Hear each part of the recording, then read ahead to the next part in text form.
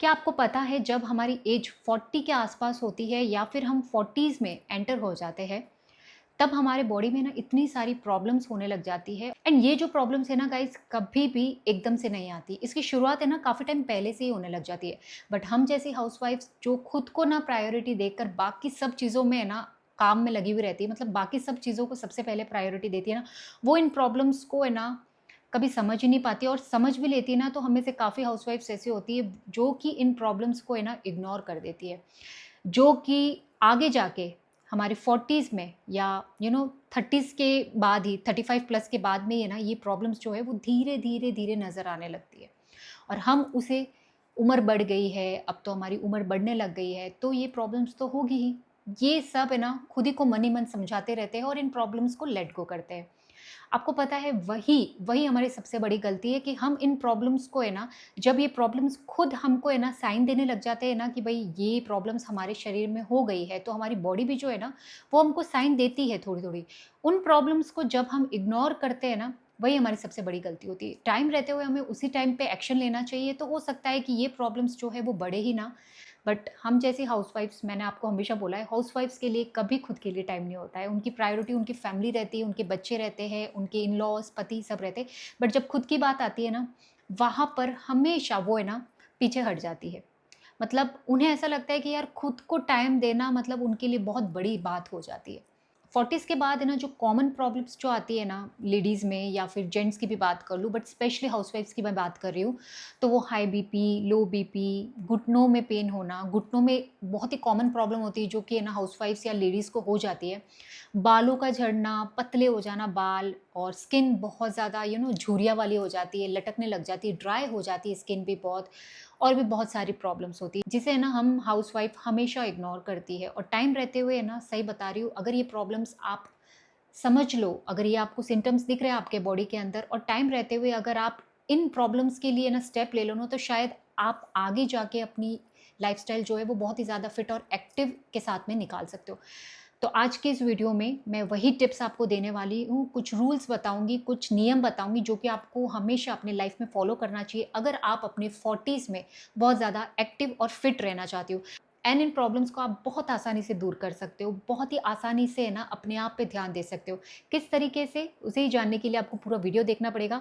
And guys, जो last की tip देने वाली हूँ ना, उसे तो बिल्कुल भी स्किप मत करना, क्योंकि पाँचों टिप में वो सबसे ज़्यादा इंपॉर्टेंट टिप है जो कि आजकल हाउसवाइफ्स में कॉमन है, जिसके कारण उनका शरीर जो है वो बहुत सारी बीमारियों से घिर जाता है। तो एंड अगर आप भी चाहते हो कि आपकी 40s की एज जो है, वो जो 40s की एज वाला जो पीरियड है ना, वो बीमारियों से घिरा हुआ ना रहे, तो आज का ये वीडियो पूरा देखना। बहुत ही अच्छे टिप्स बताने वाली हूँ जिससे अगर आप फॉलो करोगे ना, तो डेफिनेटली आप अपनी 40s में एकदम फिट और एक्टिव हो जाओगे। तो चलिए, वीडियो को बिल्कुल भी डिले नहीं करेंगे।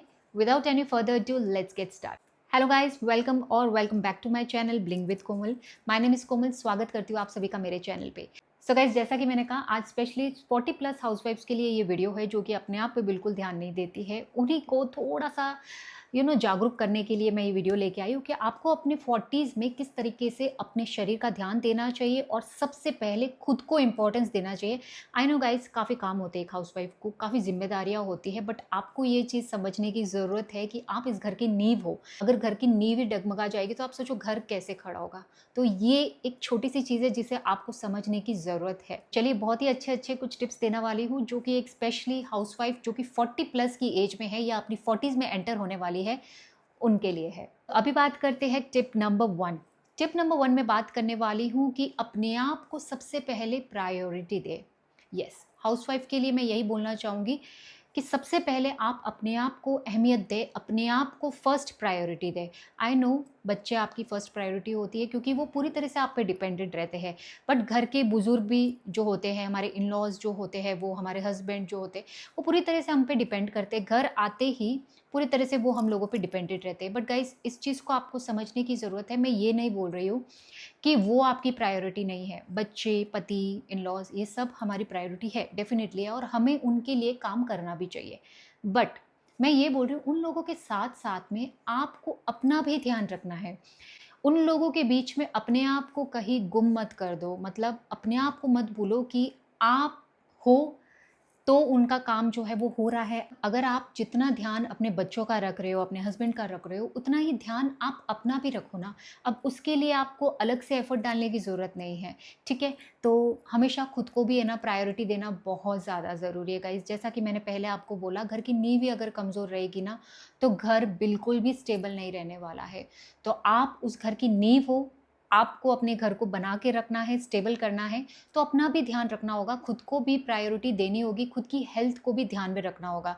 नहीं तो क्या होगा, आप इस एज में एक्टिव हो, अभी आप बहुत एक्टिवली काम कर रहे हो, जैसे कि 30 प्लस 35 की एज तक आप बहुत अच्छे से काम करोगे, बहुत दौड़-भाग करोगे। बट एक टाइम निकलने के बाद जब आप अपनी 40s में एंटर होने लग जाते हो ना, तो धीरे-धीरे प्रॉब्लम्स जो है वो आपको दिखने लगती है और उन प्रॉब्लम्स की वजह से आपके घुटनों में पेन होने लग जाएगा, आपके बाल वगैरह झड़ने लगेंगे, आपको डायबिटीज़ हो सकती है, ब्लड प्रेशर वगैरह बढ़ सकता है। मतलब इतनी सारी प्रॉब्लम्स हैं, जो कि आप अगर अपना ध्यान नहीं रखोगे तो ये प्रॉब्लम्स डेफ़िनेटली आपको अपने 40s में तो मिलेगी ही मिलेगी देखने को। आपको अपने आप पे भी ध्यान देना है ताकि आपकी जो हेल्थ है वो अच्छी रहे। आपकी हेल्थ अच्छी रहेगी तभी आप अपने घरवालों का ध्यान रख सकोगे। बट अगर आपकी हेल्थ अच्छी नहीं रहे, बीमारियाँ आपको टाइम से पहले लगने लग जाएगी, तो आप, मुझे ऐसा लगता है गाइज़, आप अपने घर वालों पर ही ना बोझ बन जाओगे। सच बता रही हूँ, ये फैक्ट है चीज़। तो आपको अपना ध्यान खुद ही रखना है, उसके लिए आप टाइम निकालिए अपने घरवालों के साथ-साथ में खुद को भी फर्स्ट प्रायोरिटी देना सीखें। गाइज़ अब बात करेंगे टिप नंबर 2। टिप नंबर 2 मैं बात करने वाली हूँ न्यूट्रिशन वैल्यू जो है वो बॉडी की पूरी करना। मतलब खाने-पीने में कुछ न्यूट्रिशंस होते हैं जो कि हमारे शरीर के लिए, हमारे बॉडी के लिए बहुत ही ज़्यादा ज़रूरी होते हैं, उसकी कमी जो है वो पूरी करना। जो हम हमारे ना 20s और 30s में जो भी चीज़ें खा लेते हैं ना, फूड आइटम में जो भी आइटम्स खाते थे ना, वो आसानी से हज़म हो जाता था। बट जब हम हमारे 40s में एंटर होने लग जाते हैं ना, तो वो चीज़ें आसानी से पचती नहीं है हमें। मतलब कुछ ना कुछ है ना प्रॉब्लम देती है वो हमारे शरीर के अंदर। तो 40s के बाद में ना हमें खाने-पीने में भी थोड़ा-सा बदलाव करने की ज़रूरत होती है, अगर आप एक्टिव और फिट रहना चाहते हो। अब काफ़ी बार आपने देखा होगा, अच्छा खाना खाने की वजह से भी, नॉर्मल खाना खाने की वजह से भी हमारे शरीर में इतनी वीकनेस आ जाती है, हमें इतनी कमज़ोरी फ़ील होती है, बहुत ज़्यादा वीकनेस आ जाती है। फिर हम सोचते हैं कि यार मैंने तो अच्छा खाया है सुबह, एकदम पेट भर के अच्छे से खाना खाया है, फिर भी मुझे इतनी वीकनेस क्यों आती है? बट पता है उसका मेन रीज़न क्या होता है कि जो हमारी बॉडी की रिक्वायरमेंट है ना, वो हम पूरा नहीं कर रहे। हम खाना तो खा रहे हैं, बट खाने के अंदर भी कौन-सी चीज़ ज़रूरी है, प्रोटीन, विटामिन्स, फाइबर, ये सब जो चीज़ें होती है ना, उसकी कमी हमारे बॉडी में बहुत ज़्यादा होती है, जो कि नॉर्मल खाना खाने से हमें नहीं मिल पाती है। तो क्या करना है ना, अपने खाने के अंदर जो प्रोटीन है, विटामिन्स है, फाइबर है, ये सब चीज़ों की मात्रा जो है वो थोड़ी-सी बढ़ानी पड़ेगी आफ्टर 14, क्योंकि अब आपको ज़्यादा ज़रूरत है इन चीज़ों की, क्योंकि हमारे शरीर में जो प्रॉब्लम्स है वो बढ़ने लग जाती है। तो अगर आप नहीं चाहते हो कि ये जो 40s के बाद वाली जो प्रॉब्लम्स है, जैसे कि घुटने में पेन होना, जॉइंट पेन्स वगैरह चालू हो जाते हैं, आईज़ थोड़ी-सी वीक हो जाती है, जो देखने की ताकत है वो थोड़ी-सी कम हो जाती है, बाल झड़ने लग जाते हैं, तो कोशिश करो खाने-पीने के थ्रू ये सब चीज़ों की जो रिक्वायरमेंट है वो पूरी करो।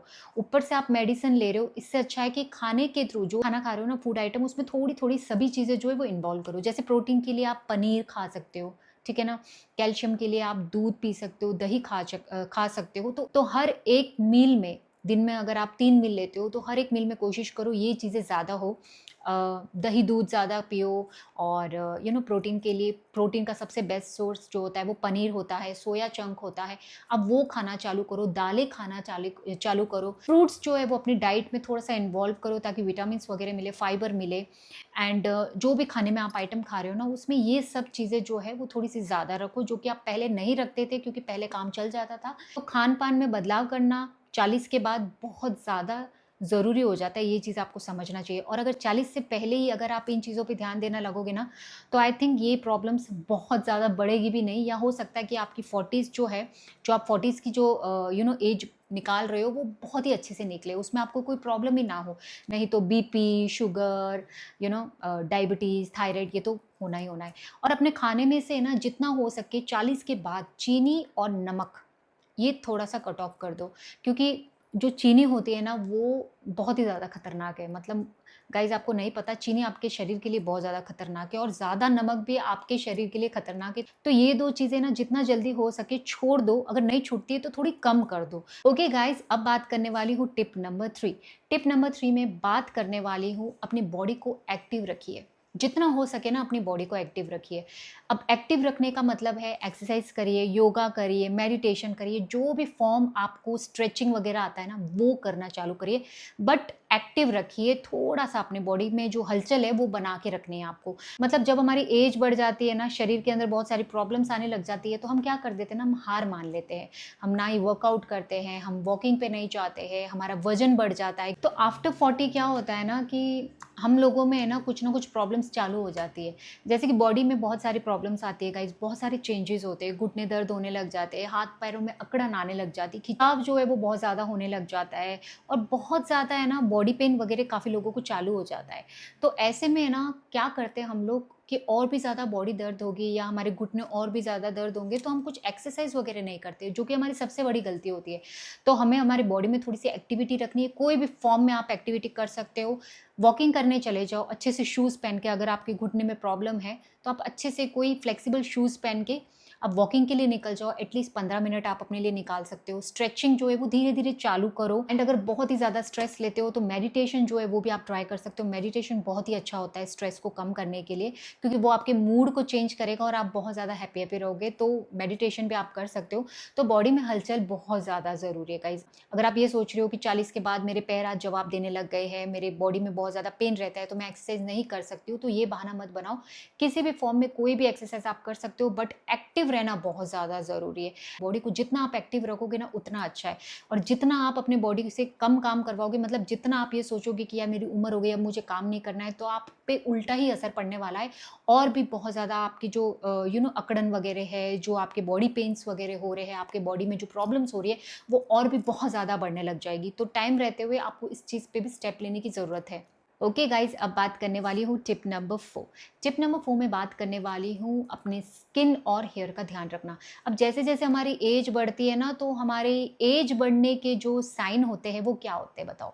मतलब आपकी एज बढ़ रही है, वो आप क्या चीज़ देखकर आप ये पहचानते हो कि आपकी एज बढ़ रही है? आपकी स्किन, आपके हेयर्स, राइट। जब वाइट बाल आने लग जाते हैं, बाल झड़ने लग जाते हैं, तो हम कहते हैं अब बुढ़ापा आ गया है, अब तो वाइट बाल आने ही हैं, बाल झड़ने चालू होने ही हैं।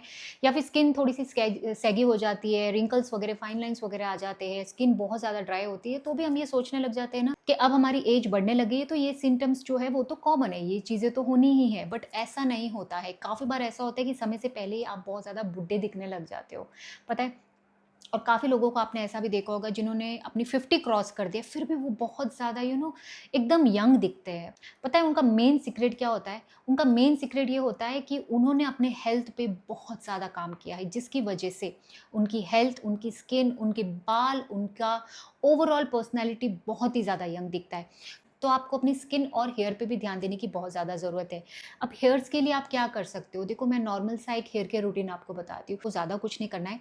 नॉर्मल सा कोई भी एक हेयर केयर के लिए ना एक ऑयलिंग का जो प्रोसेस होता है वो करना चालू करो। बाल मतलब वीक में 2 बार बालों की जड़ों में थोड़ा-सा ऑयल मसाज देना चालू करो। अब बादाम का तेल हो सकता है, कोकोनट ऑयल हो सकता है, जो भी आपको सूट करता है, वो आप वीक में 2 बार है ना मसाज देना चालू करो। और जो भी शैम्पू से आप वॉश कर रहे हो ना, वो पैराबेन फ्री जो शैम्पू होते हैं ना, वो आप यूज़ में लो, जिसमें ज़्यादा केमिकल नहीं होते हैं। इसके अलावा लास्ट में एक कंडीशनर आपको लगाना ही लगाना है गाइज़। कोई एज नहीं होती है कि कंडीशनर और शैम्पू की, कोई भी एज हो, आपको कंडीशनर लगाना चाहिए। कंडीशनर आपके बालों की जो फ्रीज़ीनेस होती है ना, उसे कम करने में हेल्प करता है। आपके बालों में वॉल्यूम भी बढ़ाता है और बहुत ज़्यादा सॉफ्ट जो है वो बाल आपके होते हैं। तो ये 3 स्टेप का हेयर केयर रूटीन जो है वो आप नॉर्मली करो बाहर से, और इंटरनल आप अपने खाने-पीने में थोड़ा बहुत चेंजेस लाके आप अपनी बॉडी में जो चेंज लाओगे ना खाने-पीने के थ्रू, उससे भी आपके बाल जो है वो हेल्दी बनेंगे। और स्किन में अगर बहुत ही ज़्यादा है ना रिंकल्स, फाइन लाइन्स वगैरह है, तो गाइस मेरे चैनल पे है ना फेशियल मसाज और फेशियल एक्सरसाइज पे ऑलरेडी वीडियो है, आप जाके वो कर सकते हो, जिससे आपको काफ़ी हेल्प मिलेगी इन सब चीज़ों के रिडक्शन के लिए। तो जिस तरीके से आपने हेयर केयर किया ना, वैसे ही स्किन का ध्यान रखना भी बहुत ज़्यादा ज़रूरी है। और स्किन का ध्यान रखने के लिए कोई भी एज नहीं होती है गाइस, ठीक है। फेस वॉश कर लो, स्किन के लिए कोई भी एक अच्छा सा मॉइस्चराइजर क्रीम आपके स्किन के अकॉर्डिंग ले लो। उसके बाद में लगाना है सनस्क्रीन। सनस्क्रीन तो लगाए बिना है ना गाइस, मैं हर एज वालों को बोल रही हूँ, बिल्कुल भी आपको घर के बाहर निकलना भी नहीं है। इवन आप घर पे हो ना तो भी सनस्क्रीन लगाओ। तो इस तरीके से आपको एक नॉर्मल सा स्किन केयर रूटीन फॉलो करना है। एंड येस, हाइड्रेशन भी बहुत ज़्यादा ज़रूरी है। एज बढ़ने के साथ साथ में आपकी स्किन जो है वो बहुत ज़्यादा ड्राई होती है, तो हाइड्रेशन बहुत ज़्यादा ज़रूरी है। 3 से 4 लीटर पानी तो आपको पीना ही पीना चाहिए। तो ये छोटी-छोटी चीज़ें होती हैं जिस पे आपको ध्यान देना बहुत ज़्यादा ज़रूरी है। अगर आप अपनी 40s का जो टाइमिंग है, वो नहीं चाहते हो कि बीमारियों में निकले, तो टाइम रहते हुए इन सब चीज़ों पे ध्यान देना बहुत ज़्यादा ज़रूरी है। ओके गाइज़, अब बात करने वाली हूँ टिप नंबर 5, जो कि मेरी सबसे ज़्यादा इम्पोर्टेंट टिप है। जी हाँ, वो है मेंटल स्ट्रेस कम लेना। पता है आपको क्या होता है, हम हमारे शरीर का ध्यान रखते हैं, हम खाने-पीने में बदलाव कर देते हैं, हमारी बॉडी में एक्टिविटी हम लोग चालू कर देते हैं, एक्सरसाइज़ वगैरह सब कर लेते हैं। बट अगर आप मेंटली हैप्पी नहीं हो ना, बहुत ज़्यादा स्ट्रेस है आपके दिमाग में, आप बहुत ज़्यादा सोचते हो, तो कितना भी कोई भी चीज़ कर लो, वो बिल्कुल भी आपके शरीर पे नहीं दिखेगी। पता है क्यों? क्योंकि जो मेंटल स्ट्रेस जो होता है ना, वो सबसे खतरनाक बीमारी है गाइस। मतलब वो अगर किसी को लग गई ना, तो आप सोचो, इंसान को पूरा खोखला कर देता है। तो आपको मानसिक शांति बना के रखना है, बहुत ज़्यादा स्ट्रेस नहीं लेना है। अगर आपको ऐसे लग रहा है कि आप बहुत ज़्यादा स्ट्रेस ले रहे हो, कोई चीज़ आपको बहुत ज़्यादा परेशान कर रही है, स्पेशली हाउसवाइफ़ की मैं बात कर रही हूँ, तो अपने चाहने वाले किसी को आप बताओ। अपने हस्बैंड के साथ में बात करो, अपने बच्चों के साथ में बात करो, अगर आपका मन हल्का होता है, या फिर किसी से भी जो आपका फ्रेंड वगैरह हो, जिसे आपको लगता है कि उसे बात बताने से मेरा मन हल्का हो सकता है, तो ज़रूर से बात करो। बट प्लीज़ अंदर के अंदर उस चीज़ को लेकर मत बैठे रहो, नहीं तो आप कितना भी कोशिश कर लो, आप सभी बीमारियों से है ना पीड़ित हो जाओगे। सच में गाइज़, ये फैक्ट है। पता है, स्ट्रेस जो होता है ना, वो एक इंसान को अंदर से पूरी तरह से खोखला कर देता है, और स्पेशली हाउसवाइफ़ की मैं बात कर रही हूँ। क्योंकि क्या होता है ना, सबसे ज़्यादा जो प्रॉब्लम जो होती है ना, घर के सभी इंसान, जैसे कि हस्बैंड हो गए या बच्चे हो गए या इन-लॉज़ वगैरह हो गए, घर के किसी भी मेंबर को अगर कोई प्रॉब्लम होती है ना, तो सबसे ज़्यादा सोचने वाली और स्ट्रेस लेने वाली एक हाउसवाइफ़ ही होती है।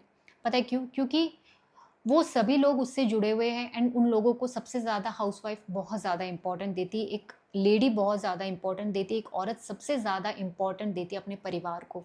एंड जब परिवार में कोई प्रॉब्लम आती है ना, तो वो अंदर से इतना ज़्यादा स्ट्रेस लेती है, जैसे कि बच्चों के एग्जाम्स को लेकर हो, पति को अगर कोई प्रॉब्लम चल रही है उनके बिजनेस में वगैरह, इतनी से अगर कोई बात कर देंगे ना अगर पति उनके सामने, तो सबसे ज़्यादा हाउसवाइफ वरीड होती है। वो दिन रात वही चीज़ के बारे में सोचती रहती है कि ऐसी क्या चीज़ हो रही है जिसकी वजह से ये इतने परेशान है, और उसी सोच में वो बहुत ज़्यादा परेशान हो जाती है। तो घर की भी बहुत सारी प्रॉब्लम्स होती है, तो अपने स्ट्रेस को कम करने के लिए मैं हमेशा बोलती हूँ, आस-पास जिससे आपके कोई क्लोज़ फ्रेंड है, आपके क्लोज़ रिलेशन वाले, उनसे बात करो, बट मन में लेके मत बैठे रहो।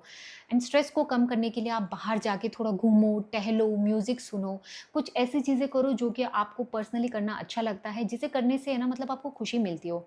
बट येस, खुद को टाइम देना बहुत ज़्यादा ज़रूरी है, तो उसके लिए मैं हमेशा बोलती हूँ, अपने लिए एक मी टाइम निकालो, जिसमें आपको जो चीज़ें पसंद हो ना, वो आप करो।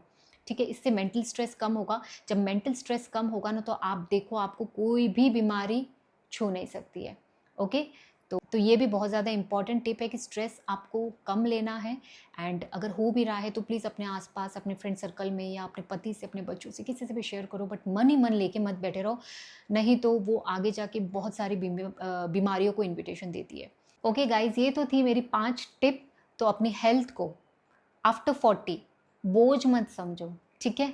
फर्स्ट प्रायोरिटी दो, क्योंकि जब आप सही रहोगे तभी आप अपने परिवार को अच्छे से ध्यान रख सकते हो। तो ये चीज़ बहुत ही ज़्यादा इम्पॉर्टेंट है। आफ्टर 40 आपको अपने हेल्थ पे बहुत ज़्यादा ध्यान देने की ज़रूरत है, एंड अगर टाइम रहते हुए पहले ही आप इन चीज़ों पे ध्यान दोगे ना, जो कि मैंने आगे जो टिप्स बताई है, तो मे भी हो सकता है कि 40s में आपको बहुत ज़्यादा एफर्ट डालने की ज़रूरत नहीं पड़ेगी। थोड़े बहुत चेंजेस करने पड़ेंगे, एंड आप देखो, आपकी 40s की एज बहुत ही आसानी से अच्छी निकलेगी, एंड आप बहुत ज़्यादा एक्टिव रहोगे, बहुत ज़्यादा फिट रहोगे। सो गाइस, वीडियो अच्छा लगा हो तो लाइक एंड शेयर करिएगा अपने फ्रेंड्स एंड फैमिली में। मिलती हूँ नेक्स्ट वीडियो में। Till then bye, take care.